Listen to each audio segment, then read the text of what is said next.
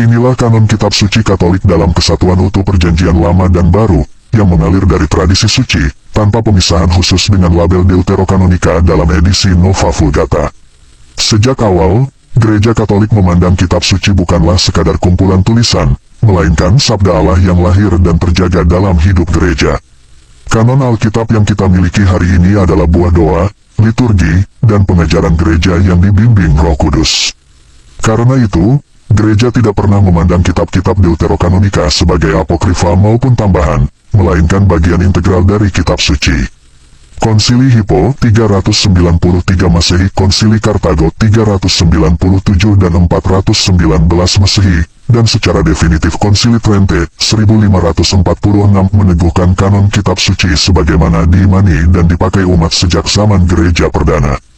Konsili Trente menyatakan dengan tegas jika ada orang yang tidak menerima sebagai suci dan kanonik kitab-kitab ini, seluruhnya dengan semua bagiannya, sebagaimana biasa dibacakan dalam gereja Katolik dan terdapat dalam edisi Lama Vulgata Latin, dan dengan sengaja menghina tradisi-tradisi ini, hendaklah ia terkutuk. Concilium Tridentinum, Sessio 4, Decoetum de Canonicis Scripturis, tanggal 8 April tahun 1546.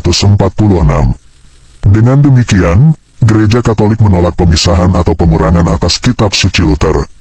Secara teologis, urutan kitab-kitab dalam Perjanjian Lama mengikuti logika iman.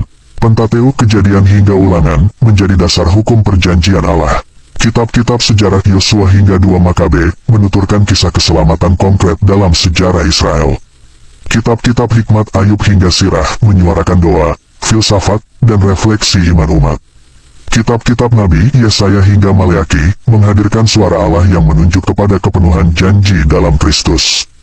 Deuterokanonika, seperti Tobit, Yudit, Kebijaksanaan, Sirah, Baruh, dan 1-2 Makabe, hadir di tempatnya, bukan sebagai tambahan asing, melainkan sebagai saksi iman yang hidup dalam doa dan liturgi Israel menjelang kedatangan Mesias.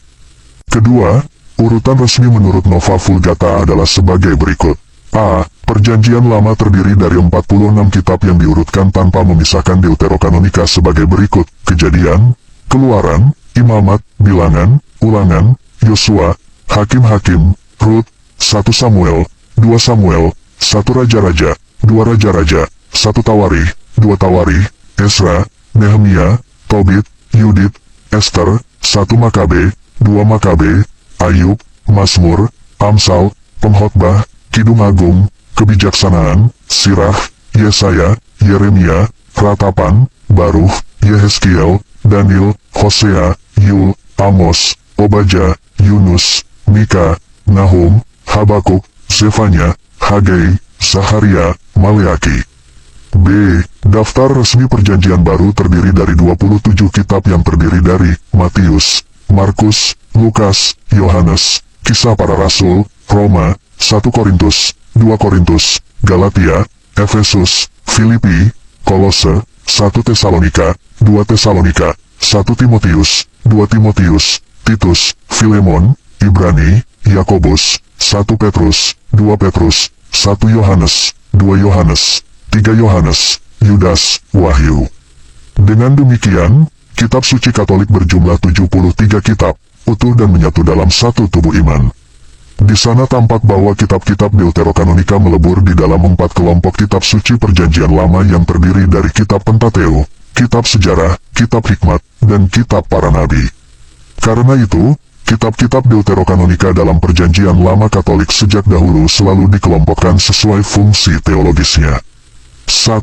Tobit, Yudit, 1-2 Makabe termasuk dalam kelompok kitab sejarah, karena menceritakan peristiwa umat Allah dan kesetiaan mereka dalam sejarah. 2. Kebijaksanaan Salomo dan Sirah termasuk dalam kelompok kitab hikmat karena berisi refleksi moral dan spiritual. 3. Baruh termasuk dalam kelompok kitab nabi karena memuat nubuat dan penghiburan iman bagi umat dalam pembuangan.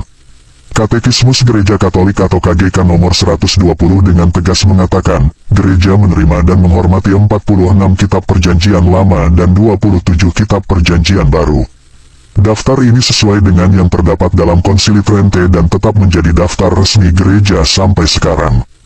Ketiga, kesaksian gereja purba. Jauh sebelum Martin Luther, para bapak gereja telah menggunakan kitab-kitab Deuterokanonika sebagai bagian utuh dari kanon kitab suci. Didake pada abad pertama, salah satu tulisan Kristen paling awal, menggemakan ajaran dari kitab sirah tentang jalan kehidupan dan jalan kematian. Ini menunjukkan bahwa umat Kristen awal membaca sirah sebagai bagian dari firman Allah. Santo Cyprianus dari Kartago 200-258 Masehi sering mengutip Tobit, khususnya tentang doa dan amal. Dalam De Opere et Eleemosinis, ia menulis, sebagaimana Tobit memberi kesaksian, doa disertai puasa dan amal adalah baik, lihat Tobit 12 ayat 8-9. Santo Agustinus 354-430 dalam De Doctrina Christiana buku kedua bab 8 paragraf 13, secara eksplisit memasukkan kitab-kitab Deuterokanonika ke dalam daftar kitab suci yang dipakai gereja Katolik. Santo Hieronymus 347-420 Masehi, meskipun awalnya ragu karena mengikuti tradisi Yahudi, akhirnya memasukkan Deuterokanonika dalam Vulgata, yang menjadi Alkitab resmi gereja Katolik. Semua kesaksian ini membuktikan bahwa gereja Katolik sejak mula-mula tidak pernah menganggap kitab-kitab tersebut sebagai tulisan apokrifa seperti anggapan kaum Protestan, melainkan menganggap semua kitab itu sungguh kitab suci yang dipakai dalam liturgi, pengajaran, dan kehidupan iman umat gereja purba karena bersumber dari Septuaginta yang dipakai oleh Yesus dan para rasul. Keempat, catatan kritis bagi Protestantisme. Reformasi Martin Luther abad ke-16 menandai pemutusan diri dari tradisi suci ini. Martin Luther mengeluarkan 7 kitab Deuterokanonika dengan alasan mengikuti daftar Yahudi yang dibakukan lebih belakangan yakni di Jamnia, sekitar tahun 90 Masehi dengan motif menolak Yesus sebagai penggenapan nubuat mesianik dan anak Allah.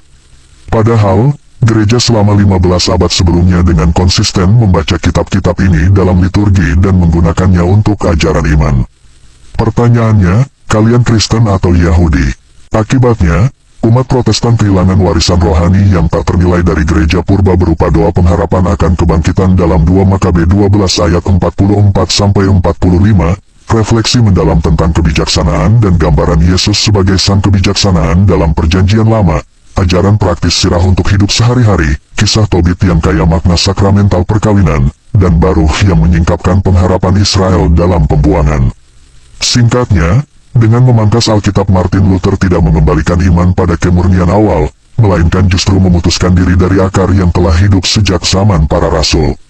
Konsili Trente, dengan tegas, memagari gereja Katolik agar tetap setia pada kitab suci yang asli, utuh, dan hidup dalam tradisi suci sejak abad-abad awal sejarah gereja. Karena itu, Alkitab Protestan yang berjumlah 66 kitab hanyalah versi terpotong dari kitab suci yang sesungguhnya telah dijaga gereja Katolik selama 2 milenium. Dengan fakta-fakta ini, apakah masih dengan pona berlagak paling alkitabiah, paling Kristen dan paling beriman? Alkitab saja diamputasi apalagi yang lain.